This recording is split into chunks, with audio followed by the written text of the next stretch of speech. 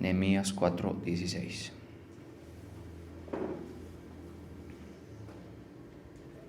Dice: desde aquel día la mitad de mis siervos trabajaba en la obra y la otra mitad tenía lanzas, escudos, arcos y corazas, y detrás de ellos estaban los jefes de toda la casa de Judá, los que edificaban en el muro, los que acarreaban y los que cargaban. Con una mano trabajaban en la obra y en la otra tenían la espada. Señor, te damos gracias en esta mañana. Reconocemos, Señor, tus misericordias, tus bondades, las cuales, Señor, nos permiten estar delante de ti nuevamente. Gracias, Señor, por permitirnos estar en tus atrios. Hoy te pedimos que continúes moviéndote, nos alumbres con tu verdad, Señor, con tu palabra a la cual nos hemos venido a exponer, en el nombre de Jesús. Amén. Dice en la Nueva Versión Internacional: a partir de aquel día la mitad de mi gente trabajaba en la obra, mientras la otra mitad permanecía armada con lanzas, escudos, arcos y corazas. Los jefes estaban pendientes de toda la gente de Judá. Tanto los que construían la muralla como los que acarreaban los materiales no descuidaban ni la obra ni la defensa. Bien, este pasaje en Nehemías nos cuenta el proceso de reedificación de Jerusalén. De eso estuvimos hablando hace unos meses bastante, señalando lo que fue o lo que se conoce como la restauración en tiempos de Nehemías, Zorobabel y Esdras. Esta gente le correspondió esta labor de reedificación de Jerusalén. Algunos les correspondió la parte del culto, otros les correspondió la parte del muro y otros la ciudad. Cuando estaban levantando el muro de Jerusalén, debido al ánimo que la gente tuvo para hacer la labor, levantaron el muro o reedificaron el muro hasta la mitad. Imaginemos la complejidad del trabajo, puesto que en aquellos tiempos pues no habían estas herramientas que vemos hoy que hay para la construcción, como las grúas, las retroexcavadoras y todo eso.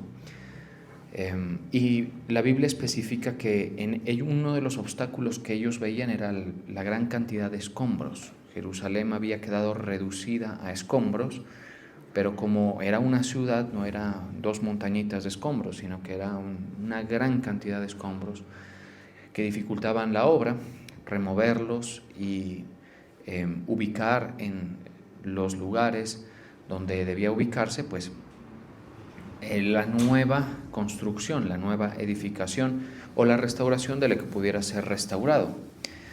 De tal manera que el ánimo que tuvieron estas personas sirvió para construir el muro hasta la mitad. En ese punto es donde estamos leyendo: los enemigos del pueblo de Israel, un tal Sanbalat y Tobías horonita, pues comenzaron a hostigar y a desanimar y a impedir, tratar de impedir que los israelitas, particularmente los de Jerusalén y Judá, reconstruyeran su ciudad. Trataron de impedirlo con amenazas, con unas palabras de desaliento que enviaron en contra de este grupo de personas, y en realidad consiguieron que la obra por lo menos dejara de avanzar como venía avanzando. Lo consiguieron en cierto punto. Nehemías tuvo que intervenir y animar al pueblo y hacerles recobrar ese sentido de esperanza y también infundirles ánimo y valentía.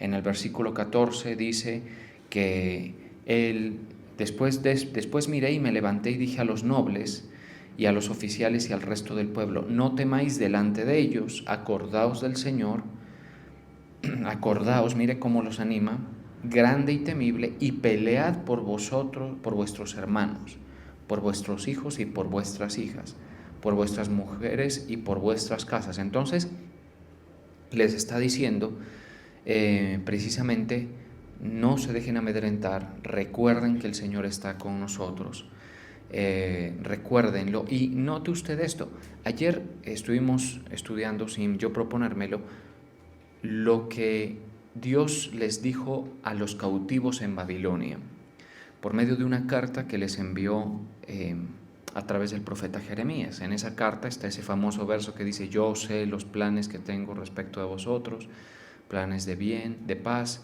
y de bien y no de mal, bueno, para daros el fin que esperáis. Y os haré volver a este lugar. En este tiempo se cumple esa palabra. Este es el tiempo en el que esa palabra llega a cumplirse. De tal manera que esta generación gozó de ese gran respaldo de Dios, y era obvio que Dios estaba en favor de ese proyecto, ¿sí? Facilitando ciertas cosas, como por ejemplo que el rey persa que estuviera de turno, porque recordemos que ellos fueron tomados por Babilonia, pero después de que fueron tomados por Babilonia, Babilonia fue reducida por el imperio medo-persa.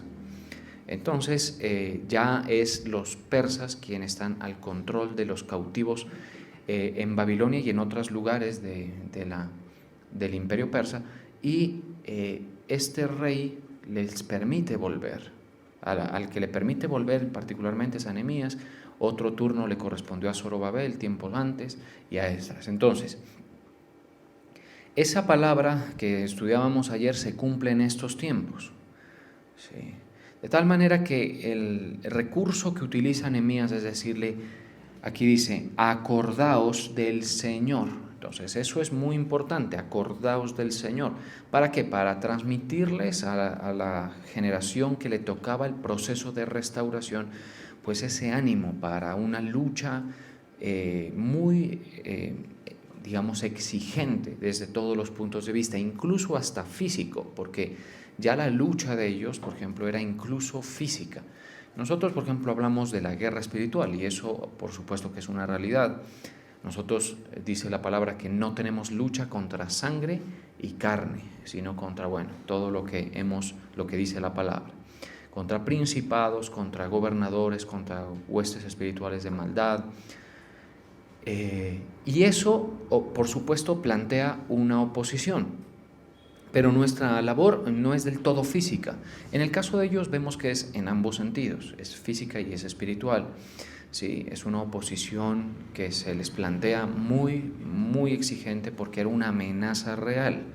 Sí, pero el Nehemías dice, acordaos del Señor grande y temible. Entonces las nociones que uno tenga de Dios son las que permiten que nosotros tengamos esta firmeza en la esperanza, ¿sí? Usted sabe, yo no tengo que preguntar si eso es así. Todos nosotros tenemos tendencias al desánimo, tendencias a pausar el ritmo de nuestros esfuerzos, ¿sí? En estos días que no estuvimos, ustedes escucharon 2 predicaciones que tocaban el tema del esfuerzo y la valentía y el concepto de comportarse varonilmente, y el otro decía, y sé hombre, ¿sí? Consejo particularmente de David a Salomón y de Pablo a sus discípulos, ¿sí? Esfuérzate y sé valiente y sé hombre, le dice David a Salomón, y creo, si no estoy mal, que Pablo le dice a Timoteo, esfuérzate a la iglesia le dice, y portaos varonilmente. Es decir, nosotros tendemos fácilmente a bajar como la fuerza de nuestro empeño en los propósitos que Dios nos quiere encontrar. Porque mire esto, el Señor no te llama a ti o a mí simplemente para que tú te dejes llevar por una corriente, ¿sí? Sino que tú seas parte de un propósito de Dios que Él tiene claro en su mente. Quizá nosotros no tanto tenemos claro en la mente, pero nuestra labor pues es muy importante, sobre todo para nosotros mismos. ¿Estamos de acuerdo? Mire, por ejemplo, que los que construyen edificaciones se dividen en niveles. Hay una persona que es el arquitecto, el ingeniero, que tiene en su mente todo el diseño, la ubicación, la disposición de las estructuras, todo eso, junto también, por supuesto, con los ingenieros civiles. Los obreros, por lo general, el obrero raso, pues él cumple órdenes sin del todo saber o tener claro cuál es el resultado final que se quiere. Por eso necesitan una persona que los dirija. ¿Estamos de acuerdo? Dios nuestro Señor tiene en su mente plan para nosotros. Nosotros difícilmente lo podemos delimitar, tener del todo claro. El Señor nos da una orden, nos da una instrucción y no espera que entendamos todo el propósito, porque es que la mente de Dios es enorme, abarca generaciones, abarca tiempos y tiempos proféticos y abarca todo eso. Entonces Él no espera, por supuesto, que nosotros entendamos, pero sí espera que nosotros obedezcamos la orden que nos da. Sí, por ejemplo, levanta este muro hasta la mitad, en el caso de estas personas, y luego levántenlo hasta la altura completa. Sí. Ahí esa labor tiene que ver precisamente con ese planteamiento del propósito de Dios. Contra eso se levantan oposiciones. En este tiempo muchísimas, muy difícil. Este tiempo fue muy difícil para esta generación. Sin embargo, Nehemías trata de animarlos. Y el hecho de que los haya animado no significó para nada que se desmontó, ¿sí?, por arte de magia, la oposición. De ninguna manera. La oposición incluso se complicó más, ¿sí? Se puso más exigente de lo que estamos leyendo, un poco más, ¿sí? ¿Qué les quiero decir? Ustedes ya estarán pensando más o menos o sintiendo lo que el Señor quiere transmitirnos. Es que aquello que el Señor nos ha llamado a realizar debe tener o debe hacerse con el mayor de los esfuerzos, el empeño y el ánimo posible que se tenga. ¿Estamos de acuerdo? Uno dice, no, yo ni siquiera sé para dónde voy. Eso es propio de cierto nivel espiritual, ¿sí? Aunque ninguno tiene claro del todo el propósito de Dios y sus efectos, ¿sí?, pues entre más madurez, un poquito de más perspectiva, como de más distancia, de más profundidad en la observación. En estos días conversábamos con unos pastores junto con el apóstol, y estas personas en la mesa donde estábamos decían lo siguiente.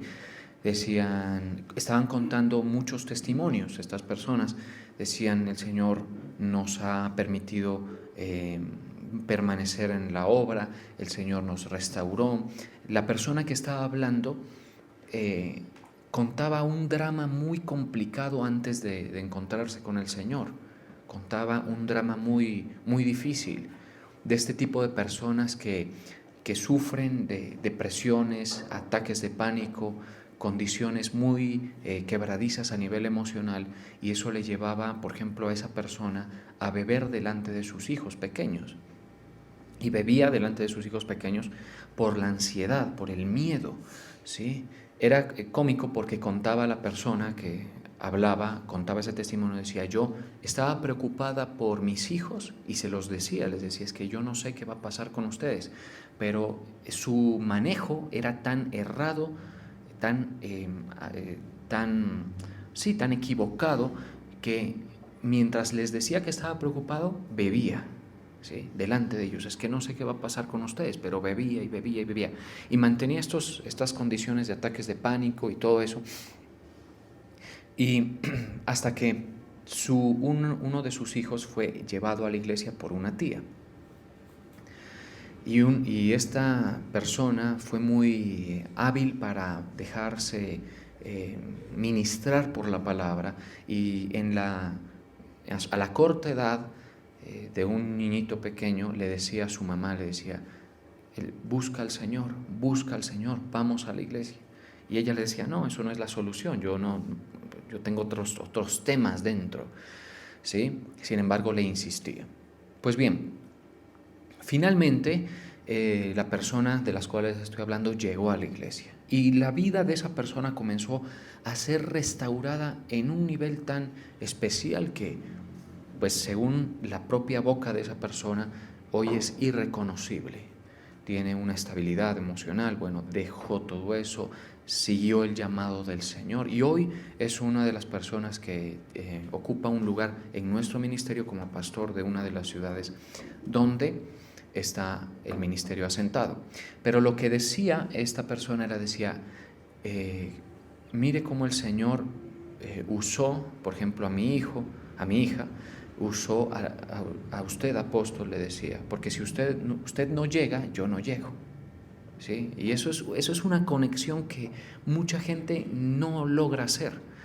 ¿Estamos de acuerdo? La conexión que tiene que tú le obedezcas al Señor con que otras personas se beneficien del propósito de Dios, empezando por los hijos.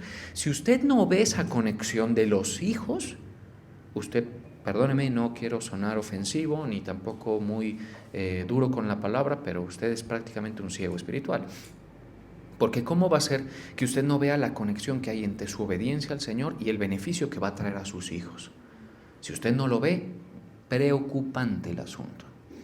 Debería verlo, usted debería decir, no, yo estoy, ¿por qué? Porque voy a la iglesia. Pues bueno, a veces no dan ganas. ¿Ustedes creen que uno no lo sabe? Si yo llevo en esto años, ¿estamos de acuerdo? Yo he estado en las emociones, en los picos emocionales, en los valles, a veces con muchas ganas, a veces sin ganas y todo eso.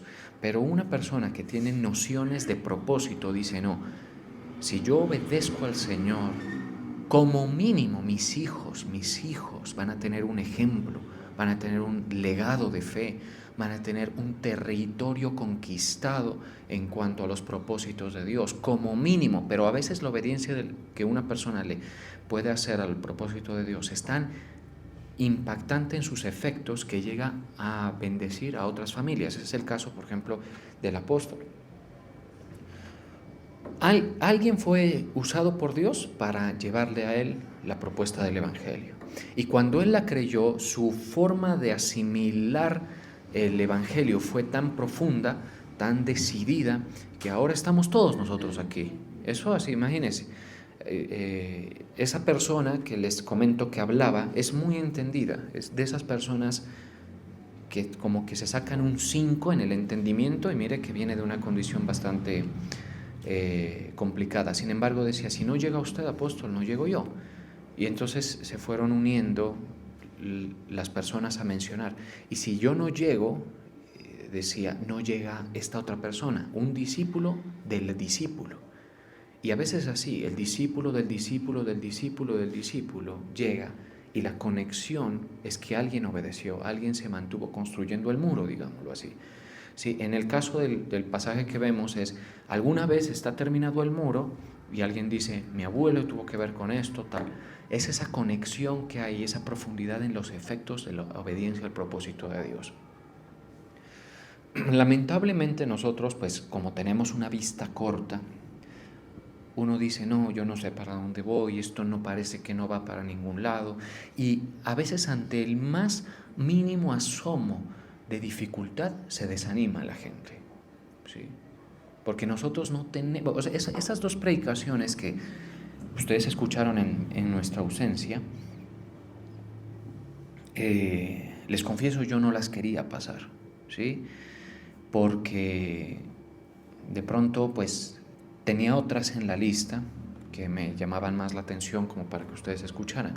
Sin embargo, fue como una inclinación espiritual que me hizo decir estas dos cosas. ¿Por qué? Porque nuestro carácter, les quiero decir algo, tiene que ser más robusto y eso se deriva de la fe. ¿Estamos de acuerdo? Para poder atravesar las oposiciones que surjan en un momento y poder hacer las cosas que Dios nos pide que hagamos, perseverar en ellas y para que los efectos se logren en nosotros mismos, en nuestros hijos y en el propósito de Dios a nivel general, a nivel local, en nuestra ciudad, con nuestras familias, ¿sí? A veces que una persona haya obedecido es el único vínculo que le queda a los que están perdidos, confundidos, desorientados, como para encontrar un camino hacia el propósito de Dios, ¿sí? Esto es bien interesante. Entonces, Cuando una persona se desanima, baja el ritmo de su esfuerzo, baja la perspectiva que tiene en cuanto al alcance de lo que está haciendo. Y lo que es más peligroso, pero suele suceder, la gente, por ejemplo, deja de servir, deja de sujetarse, deja de participar de las cosas del Señor, deja de hacerlo, ¿sí? Y eso parece, digamos que está bien, porque no es de todos la fe y cualquier cosa, pero uno como pastor, uno se da cuenta que no debería ser así, sino que deberíamos estar nosotros alentados, animados en el trabajo, a hacerlo como nos toque. A usted le tocan unas condiciones, ¿sí? Usted dice, es que yo no tengo carro, por ejemplo. A usted le toca sin carro. A mí me toca en transporte público, a usted le toca así. ¿Estamos de acuerdo? A usted le toca dejar de quizá madrugar, o quizá le toca apartar un tiempo y dejárselo de dedicar a ciertas cosas, por ejemplo, a la parte productiva del trabajo, para vincularse con el propósito de Dios. A usted le toca así. ¿Estamos de acuerdo? Entonces, en el cuerpo de Cristo vemos gente muy esforzada, ¿sí? Gente que recorre grandes distancias, ¿sí? Me contaban, por ejemplo, estábamos en una ciudad, nos decían que una persona, un discípulo, recorría más o menos 1 hora y media antes del culto y luego 1 hora y media de regreso del culto para estar en las labores, en la actividad ministerial. Nosotros, si no está demasiado fácil, digámoslo así, a veces como que se cae en la circunstancia de la mediocridad, y usted no quiere recorrer este camino mediocremente, porque nosotros debemos transmitir convicción, persuasión a nuestros hijos y a la gente que nos mira. ¿Estamos de acuerdo? Así, incluso estar dispuesto a perder la aprobación de quienes nos observan, nuestros hijos en primera instancia. Sí, si a usted sus hijos no lo ven decidido y su familia no lo ven decidido y no lo ven metido de verdad con el asunto, no respetan su convicción. ¿Sí? Es como cuando dicen, no, es que voy a comenzar a ir al gimnasio, dicen. Y van un mesecito, cualquier cosa, y luego dejan de hacerlo. Esa condición, esa situación hace que la gente pues no tome en serio lo que el otro dice. ¿Sí? Acá es más o menos igual. Usted lo ven firme, lo ven obediente, lo ven comprometido, lo ven persuadido, lo ven combativo en cuanto a la fe. Sus hijos lo ven decidido incluso a ver, incluso a seguir sin ellos, ¿sí? A seguir como le toque a usted. Por lo menos le van a respetar. Ya sería eso demasiado, pero ojalá eso les inspire a seguir el ejemplo, porque ese es el objetivo, ¿estamos de acuerdo? La convicción que se practica. Entonces Nehemías procura hacerles regresar la convicción, les dice, acordaos del Señor grande y temible y pelead. Mire, en el propósito de Dios se pelea, mire cómo dice, pelead por vuestros hermanos. Es decir, el territorio conquistado en el propósito de Dios es la familia.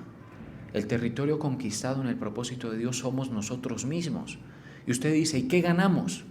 Pues sencillo, te digo, cuando el apóstol Pablo, porque parece ser que esto no tiene que ver con el Evangelio, pero tiene todo que ver. Cuando el apóstol Pablo recibe lo que él llama la visión celestial, ¿sí? Le dice, el Señor le dice, he aquí yo te llamo para que, bueno, vamos a buscar eso rapidito, eso lo hemos leído varias veces, eso está en Hechos 26, 18 creo, 26, 17, dice, pero levántate, Hechos 26, 16, pero levántate y ponte sobre tus pies. Mire, necesitaba de Pablo el Señor. Es como un poco arriesgado teológicamente decir que Dios necesita de alguien, pero la verdad es que los propósitos de Dios, al ser por la gente y para la gente, pues sí se necesita que alguien haga algo. ¿Sí? A veces hay que alguien haga lo que otros quizá no quieren hacer. Pero levántate y ponte sobre tus pies, porque para esto he aparecido a ti, para ponerte por ministro y testigo de las cosas que has visto, y que aquellas en que me apareceré a ti, librándote de tu pueblo y de los gentiles. ¿Sí? Mire, el Señor hace una eyección, nos extrae de una corriente del mundo con la intención más que todo de usarnos y de apartarnos para Él. Librándote de tu pueblo y de los gentiles a quienes ahora te envío, para que abra sus ojos, ojo a esto, para que se conviertan de las tinieblas a la luz y de la potestad de Satanás a Dios. El territorio ganado es que después de la conversión, si ya tú eres convertido, ya tú no estás bajo la potestad de Satanás. ¿Sí? Y si lo haces con un criterio de obediencia, ese beneficio puede que llegue a los tuyos. ¿Estamos de acuerdo? Entonces, entre más territorio se abarca, es mi hijo, mi hija, todos que estén en las cosas del Señor. Ahora, nunca con la aspiración inmadura de que si no sucede, yo suelto, yo dejaría, porque entonces eso lo que evidenciaría es que tú tienes una forma inadecuada de anclarte al propósito de Dios. ¿Sí? Y eso, usted sabe que dicen, hay gente que dice que los perros huelen el miedo, ¿sí? Pues de alguna manera hay cosas que nosotros sin decirlas la gente las percibe, las inseguridades, las fluctuaciones en nuestro caminar con Dios, la gente las percibe, los más cercanos, ¿estamos de acuerdo? Entonces no sería la forma más adecuada. ¿Qué pasa si tú tenías hijos aquí y ya no se congregan y todo eso? Porque como se dice vulgarmente, mandaron a la porra todo lo que es de la fe y todo eso. Pues yo te digo, sigue tú. Porque si tú cedes, aún ese territorio que eres tú eres un territorio, se pierde. No va a haber ni siquiera aspiraciones de que se gane el territorio. ¿Sí? Pero si tú sigues, habrán posibilidades, quizá de acuerdo con ciertas situaciones, que eso sería ya un tema muy particular en cada caso, de que el territorio se recupere. ¿Sí? Y que nosotros estemos en esa condición que dice que pasemos de la potestad de Satanás a Dios. Cuando una persona se convierte, pasa de estar de la potestad de Satanás a la potestad de Dios. ¿Sí? Es decir, Satanás no te puede tocar sin el permiso del Señor. Cuando yo les comentaba de esta persona que les decía a sus hijos que estaba preocupado por ellos, pero bebía, esta persona también comentaba que tenía impulsos de tirarse a los carros, a los buses. Decía apóstol, yo iba por la calle y mi impulso era tirarme a los carros. ¿De dónde viene eso? La potestad de Satanás. Y hay gente que está tanto bajo la potestad de Satanás, en tales niveles de confusión, donde no alumbra un rayito de luz en su mente, que lo logra. Satanás ha logrado que mucha gente se quite la vida. ¿Por qué? Por estos temas de la depresión y todo eso. Por eso a esos temas de la depresión, présteles mucha atención, porque si hay un territorio donde Satanás golpea fuerte, es en esa fragilidad de las personas. ¿Sí? Uno debe estar muy cerca del Señor para que Satanás no le toque, ¿estamos de acuerdo? Y por supuesto eso es creer en el Evangelio. Una vez la persona cree en el Evangelio, pasa de la autoridad de Satanás a Dios. Y por eso es que nosotros muchas veces experimentamos tales niveles de liberación y bendición.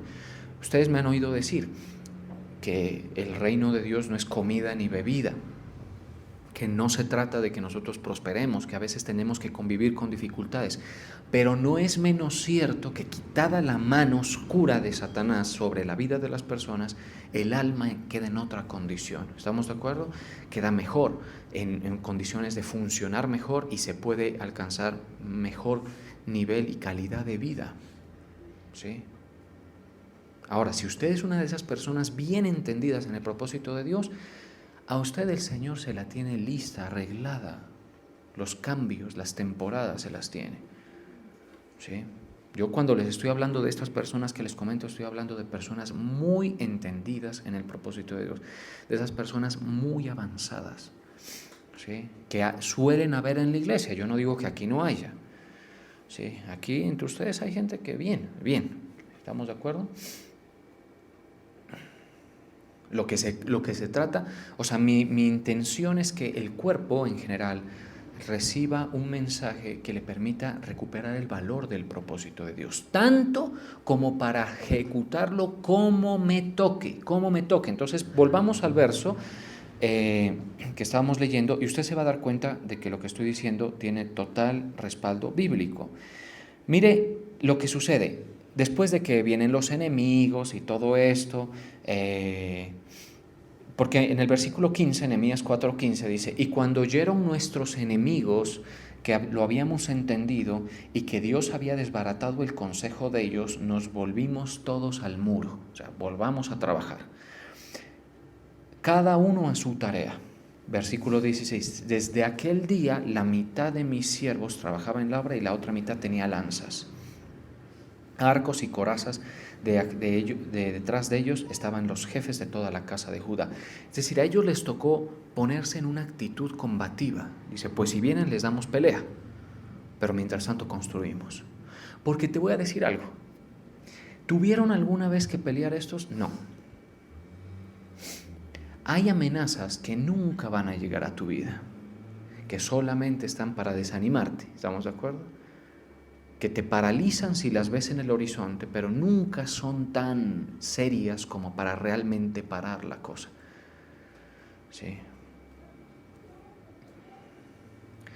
Toma tiempo, por ejemplo en mi caso me he dado cuenta que ha tomado mucho tiempo darme las convicciones necesarias para yo ver ciertos panoramas naturales y que yo diga, el Señor sigue con nosotros. Ya una convicción muy, muy fuerte, personal. ¿Estamos de acuerdo? Para que uno siga en el muro. Yo estoy en el muro, ¿está usted en el muro? Debería estar, ¿estamos de acuerdo? Entonces, ellos estaban preparados, pero la amenaza nunca llegó, ¿sí? Porque si tú estás en una actitud muy frágil, la amenaza ni siquiera tiene que llegar realmente, nomás se asoma y tú te detienes. Así es, se deja de trabajar, se deja de seguir el propósito de Dios. Pero si tú estás convencido del Señor, convencido del propósito, un poquito más alentado, animado, que es lo que pretendo yo pues con este mensaje, o quizá pretende el Señor, se te presenta, pero tú, listo, entonces, bueno, si viene, sigo. Eso es como decir, mi hijo está en rebeldía, mi hija está en rebeldía, ¿sí? Todavía no se ha ido, pero parece que se va a ir. ¿Paro de trabajar en el muro? ¿O me preparo para que se vaya y sigo trabajando en el muro? Cruel, ¿no? Usted dice, no, es que ahí está pintado el pastor Leonardo, es de esas personas que no, eso lo deja uno. No, lo que te trato de decir es, si tú, todo lo contrario, mi intención, aunque no parezca, es animarlo, ¿sí? A seguir en el propósito de Dios. Puede ser que no se vaya. ¿Estamos de acuerdo? Pero puede ser que sí, puede ser que la lanza que tengas que ocupar realmente la ocupes, ¿sí? Pero puede ser que no, ¿sí? Pero si tú sigues, por lo menos tu territorio pues es algo que está asegurado, ya de ahí en adelante pues lo demás es ganancia, o podría considerarse una pérdida, pero como la gente es tan complicada pues no se puede uno aseverar nada. También, por ejemplo, aquí dice, desde aquel día la mitad de mis hombres estaban trabajando en la obra y los otros tenían las lanzas. Pero, ojo a esto, los que edificaban en el muro, los que acarreaban y todos los que cargaban con una mano trabajaban en la obra y en la otra tenían la espada. ¿Sí? Es decir, es que yo no soy guerrero, yo no soy soldado, yo soy el que acarreo o el que edifico. En este camino de fe, ¿cómo nos toque es la cosa? Uno tiene que ser prácticamente lo que le toque ser en el propósito de Dios. ¿Estamos de acuerdo? Tiene que ser lo que le toque ser. Es que yo no soy músico de cuna, por ejemplo. El apóstol nos contaba ese testimonio, que Cualquiera dice, no, es que yo no me meto en esa parte del servicio musical, por ejemplo, porque yo no soy músico de cuna, mis papás no tuvieron nada que ver con eso y todo. Pero a veces nos toca hacer lo que otros no quieren hacer, lo que otros no hacen. ¿Sí? Y es importante, cuando la persona toma la espada, aún sin saber pelear, ya está en una posición mejor. ¿Estamos de acuerdo? Si toma la lanza, a pesar de ser quien acarrea, ya está. Entonces, en nosotros no debe estar la excusa. ¿Sí? Es que no, es que a mí no se me da, es que yo no soy, tengo las capacidades para esto. A veces no, el Señor no te pregunta, te toca hacerlo. ¿Estamos de acuerdo? Te toca hacer lo que te toca hacer. Y uno cree que está perdiendo el tiempo. No, a esas cositas preste la atención. Esas son las cosas que el Señor bendice y que el Señor respalda y que el Señor aprueba. ¿Sí? Cuando nosotros nos ponemos a hacer lo que el cuerpo y el propósito de Dios necesitan. No es tu plan, no es lo que uno quiera, no es que, ¿sí? No lo que. Esto yo no sé de qué manera se los puedo decir para que esté más claro, pero es así la cosa. ¿Sí? No, es que yo no sirvo, bueno, una cosa, a veces nos toca hacer lo que nos toca hacer, ¿sí? Nos toca hacer 2 o 3 cosas a la vez, o muchas más, en el propósito de Dios. ¿Estamos de acuerdo? Nosotros deberíamos más inteligentemente ponernos a disposición de quien está al frente de la obra, porque Él nos puede ubicar, ¿sí? El pastor podría decir, no, tú haz esto. Y obviamente uno consideraría a qué persona le está hablando, qué tipo de actividad. Pero esto de participar de la obra del Señor tiene mucho respaldo del Señor. ¿Lo cree, iglesia? Miren, les voy a decir algo. Ayer les decía yo que esa carta no era para nosotros. O sea, si lo ubicamos en el espacio de tiempo al que fue dirigida la carta esa de Jeremías, donde les dice, yo sé los planes que tengo, eso obviamente pues no es para nosotros, porque ahí dice, a los cautivos que fueron transportados, a los que quedaron, ¿recuerdan lo que estuvimos viendo? Pues bien, y entonces nosotros podemos pensar, entonces ¿para quién es? Ya pasaron esa generación y todo lo demás, ¿será que podemos tomarla para nosotros? ¿Será que podemos tomarla para nosotros? Pues yo les quiero decir algo. Además de nosotros estar en la mejor temporada con Dios, quiero transmitirles este concepto. Y es que nosotros como ministerio estamos muy respaldados por el Señor. O sea, va a ser difícil que yo les diga por qué. Pero es curioso que los que se vinculan al ministerio, al trabajo del ministerio Salem, ¿sí?, están en el propósito de Dios. Se los dejo así, ¿estamos de acuerdo? Yo no sé, usted me dice, ¿y las demás iglesias? Eso no es mi tema. A mí lo que me importa es que nosotros, lo que fuimos llamados en esta misión, tengamos evidencias de que el que respalda es el Señor, así como se ve en los tiempos de Nehemías, Esdras y Zorobabel.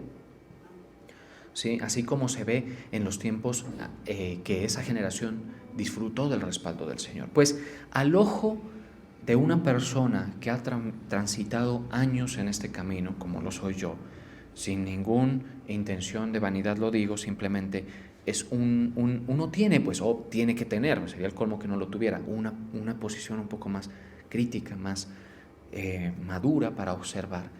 Yo me doy cuenta que el Señor está con nosotros, está con Salem. Entonces, ya no te lo digo como un propósito global en el Evangelio, que tu labor en el Señor, en el Evangelio en general. No, en realidad, lo que necesite el ministerio, eso debería ser parte de nuestra incorporación. ¿Estamos de acuerdo? Y créeme, cuando les digo que, pues, está muy evidente el gesto de aprobación de Dios con aquel que sabe ocupar su lugar en el cuerpo de Cristo y particularmente en la iglesia donde le tocó. Eso es lo que trato de transmitirles. ¿Estamos de acuerdo? Como le toque, con quien nos toque. ¿Sí? deberíamos estar dispuestos a hacer eso que la iglesia necesita. Porque yo, pues les quiero decir, yo no puedo hacer todo solo, obviamente. ¿Sí? No puedo hacer todo solo. Ni mi esposa puede hacer todo solo, ni ninguno. Nosotros somos un cuerpo que tiene que ir teniendo un criterio de función prácticamente como un organismo vivo, porque eso es lo que somos, para que el Señor se agrade. Y usted debería tener su lugar muy claro dentro del cuerpo.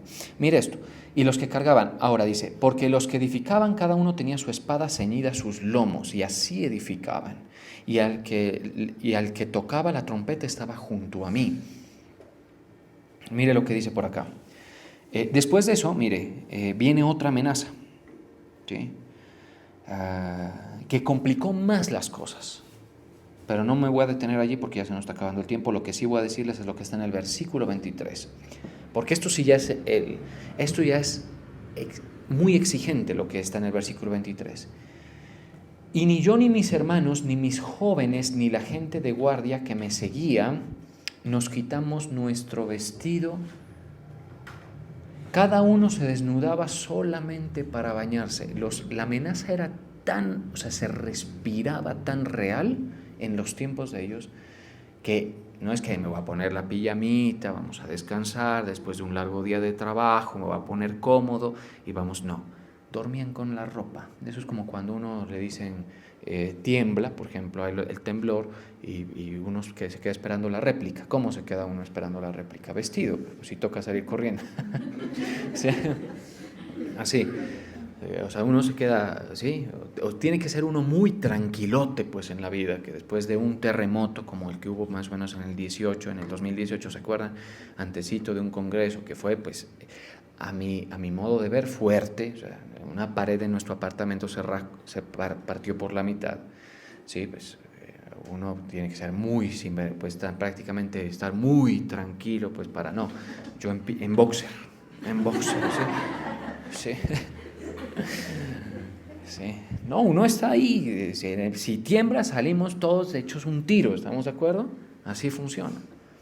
En este tiempo la amenaza era tan respirable, tan real, que la gente no se quitaba la ropa. Entonces si tocaba bañarse, se quitaban la ropa para bañarse y luego se volvían a poner la ropa que les permitiera estar listos para enfrentar la situación.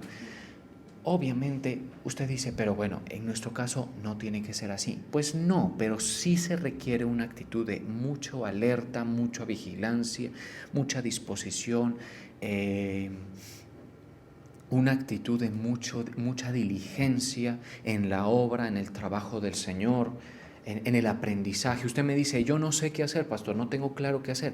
Por lo menos lo que el Señor te quiere es aprendiendo, vinculado con la enseñanza, vinculado con la formación del discípulo que el Señor quiere llevar a cabo en ti. Luego vendrán tiempos donde el panorama se te aclarará un poco más, ¿sí? Donde dirás, voy a hacer eso, o el Señor me pide que haga eso, y debo hacerlo. Y esas labores, mis hermanos, esas son las que tienen las más bonitas y gratificantes recompensas. Tengan eso en cuenta porque pues los tiempos que vivimos tienden a desanimarlo a uno, ¿verdad? Ahora vamos a terminar este año, bueno, el próximo año, ¿qué dice? Pues hay que seguir igual, creyendo, caminando en el Señor. ¿Hasta cuándo? Hasta cuando el Señor o nos levante en el arpazo o nos lleve por medio de la muerte a sus atrios, y ahí ya. Ahí sí ya, y el Señor le dice, bueno, venga mi hijo, en lo poco fuiste fiel, en lo mucho te pondré. Peleaste por tu familia, algunos respondieron, otros no, perdiste en el camino, a ti no te tocó gozar de la compañía de los tuyos en la fe, pero permaneciste.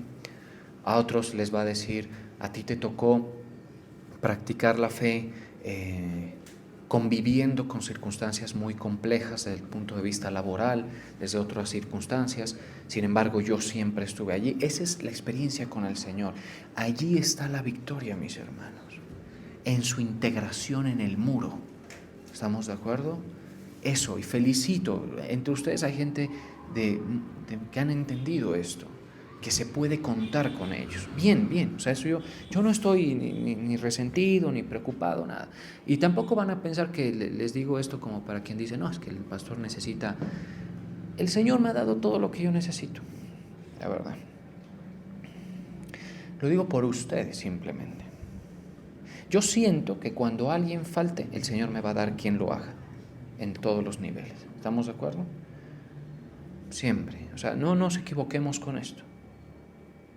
Ustedes no ven en mí una predicación cargada con temor, amedrentado, ¿por qué no vinieron algunos? ¿Por qué se fueron los unos? ¿Por qué no volvieron de pandemia los otros? No.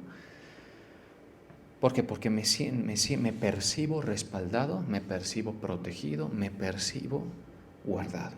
Lo que lo trato es de quienes estén todos adormecidos, desanimados, pues despierte un poquito, ¿sí? Despierte. Póngase a pelear la batalla, la única que vale la pena que usted pelee, ¿sí? Y a quienes lo hacen, ánimo, bien por aquellos con los que hemos podido contar durante este año, las personas que han permanecido en las labores, que han permanecido a pesar de ciertas vicisitudes que han presentado, que han perdido en el 2022 algo que les daba mucho ánimo o aliento. ¿Sí? Pues te digo, tranquilo, el Señor, yo lo único que sé decirte es que el Señor paga y respalda y es fiel, ¿estamos de acuerdo? Yo no, ¿qué voy a hacer yo? Yo nada de eso soy, pero el Señor sí, ¿estamos de acuerdo? Entonces tranquilo. Y esto, sumado a la predicación de ayer, creo que, bueno, nos da una perspectiva de mucha esperanza, de mucho aliento, de mucho gozo en nuestras labores para el Señor. Vamos.